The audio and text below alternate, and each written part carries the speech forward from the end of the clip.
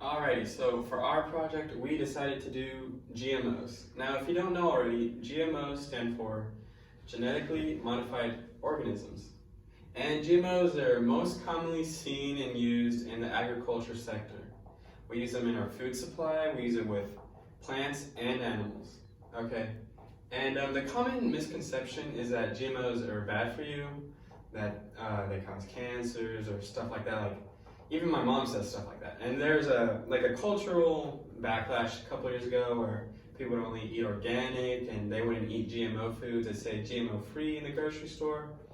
But there's no scientific proof saying that GMOs are bad for you. And the reason we use GMOs is for higher yields when we produce our vegetables. We genetically modify them so that they require less water. For animals, we get a higher protein yields, and with chickens, they used to take 300 days to grow, now they take like 60.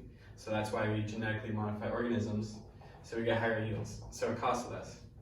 And a little bit of history on GMOs. We've actually been selectively breeding as humans.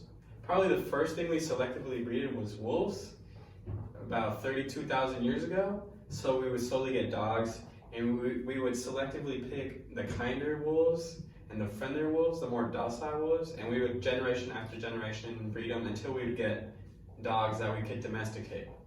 Also with plants, first we did wheat in the northeastern region of Africa and the Arabian Peninsula, known as the Crescent Valley, about 9,000 years ago. So we haven't, genetically modified organisms are a new breakthrough in technology, but we've been selectively breeding for thousands of years. Okay, so we can think of GMOs as something new, but also something we see almost every day in stores, when we buy fruits, chicken, cows, etc. So like anything new, there has been conflicts dealing about if using MGO is a bad or good thing, or if it's a safe thing to eat. So genetic modifications in food is not necessarily a bad thing, as it makes things grow bigger, giving us more products without having to pay more. Nevertheless, some people are against it due to their connection with pesticides, in which it can increase the risk of diabetes, obesity, heart disease, and certain cancers.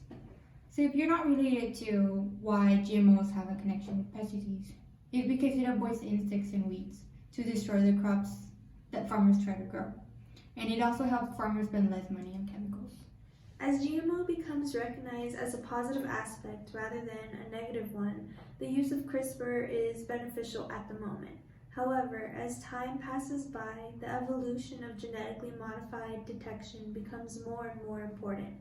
For this, the method of choice would be RT-PCR.